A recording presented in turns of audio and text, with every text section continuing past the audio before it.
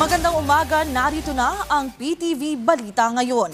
Nilinaw ng Department of Health na hindi kailangang magdeklara ng lockdown dahil sa Mpox. Ito ay taliwas sa mga peking online posts na nagsasabing may deklarasyon na ukol dito sa ilang lugar.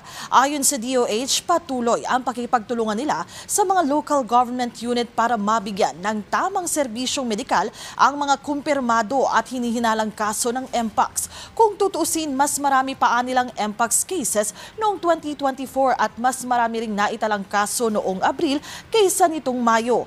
Mas naging aktibo lang daw ang mga LGU sa pag-aanunsyo ukol sa sakit ngayon. Paglilinaw ng kagawaran, hindi airborne ang Mpox kundi na ikakalat sa pamamagitan ng close o skin-to-skin contact. Patuloy namang pinag-iingat ng DOH ang publiko. Inaasahan ng Office of Civil Defense na malaki ang maitutulong ng rehabilitasyon sa San Juanico Bridge kapag isinailalim na ang Eastern Visayas sa state of calamity. Sinabi ito ng OCD kasunod ng rekomendasyon ng National Disaster Risk Reduction and Management Council kay Pangulong Ferdinand R. Marcos Jr. na palawigin na sa buong rehiyon ang umiiral na state of calamity sa lugar.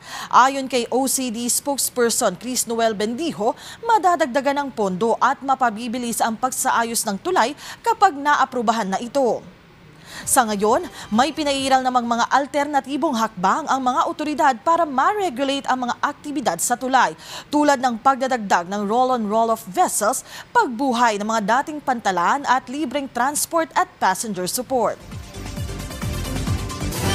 At yan ang mga balita sa oras na ito. Para sa iba pang updates, i-follow at ilike kami sa aming Facebook, X at PTVPH. Ako po si Melales Moras para sa Pambansang TV sa Bagong Pilipinas.